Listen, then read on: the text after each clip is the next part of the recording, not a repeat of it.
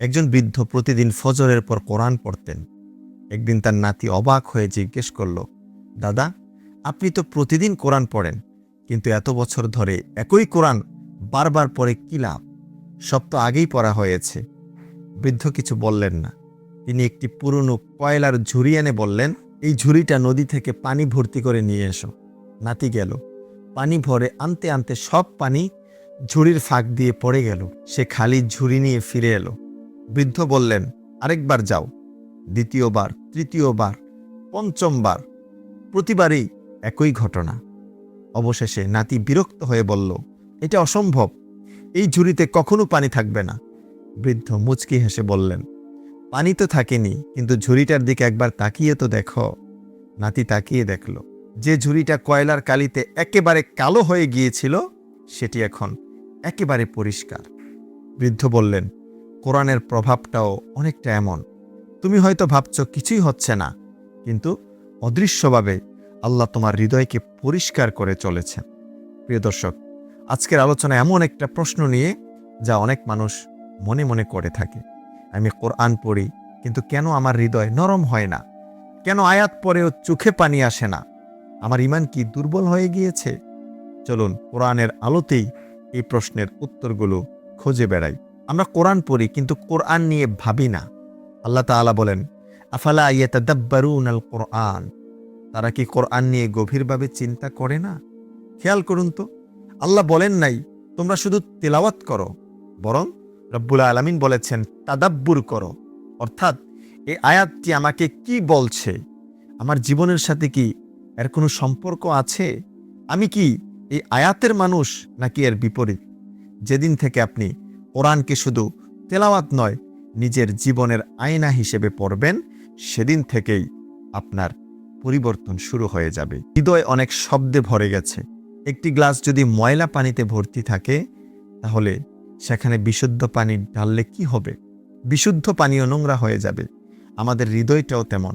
সারাদিন social media, গান, অপ্রয়োজনীয় ভিডিও, গীবত, রাগ, হিংসা, এসব দিয়ে যদি হৃদয় ভরে রাখি, এই সব কিছু দিয়ে যদি হৃদয় ভরে রাখি, তাহলে কোরআনের আলো কোথায় বসবে? ইমাম গাজ্জালী রহমতুল্লাহ আলাইহি বলেন, হৃদয় একটি আয়নার মতো। গুনাহ তার উপর মরিচা জমায়, আর আল্লাহর স্মরণ সেই মরিচাকে দূর করে দেয়। আমরা কোরআনকে শুনি, কিন্তু অনুভব করি না।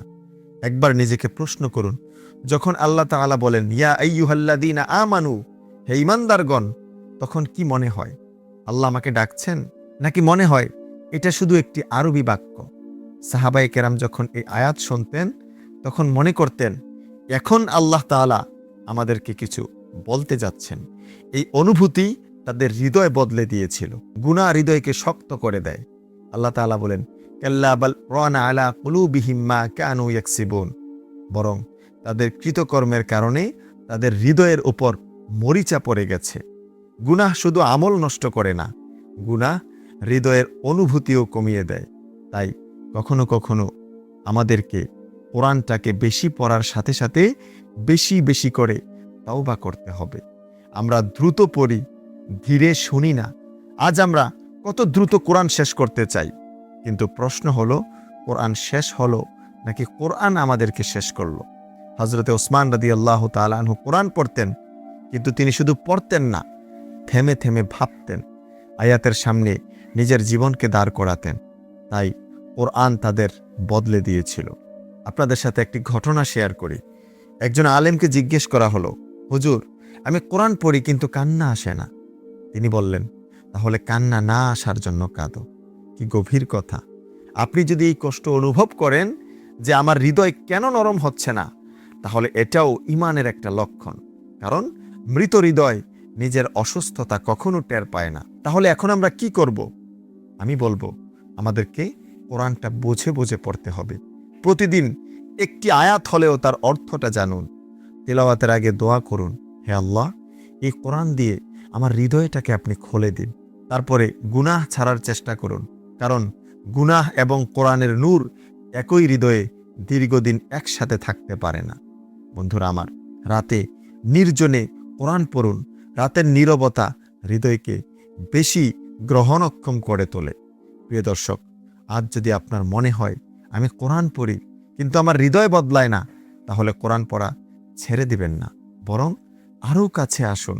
কারণ একজন অসুস্থ মানুষ যেমন ঔষধ খাওয়া বন্ধ করে না, তেমনি অসুস্থ হৃদয়েরও কোরআন ছেড়ে দেওয়া উচিত না।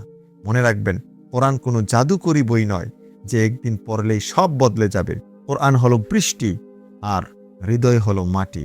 কখনো প্রথম বৃষ্টিতেই ফুল ফোটে, কখনো দীর্ঘ খরার পরেও ফুল ফোটে। কিন্তু যদি বৃষ্টি নিয়মিত পড়তে থাকে, তবে একদিন না একদিন মৃত মাটিতেও সবুজ জন্মায়।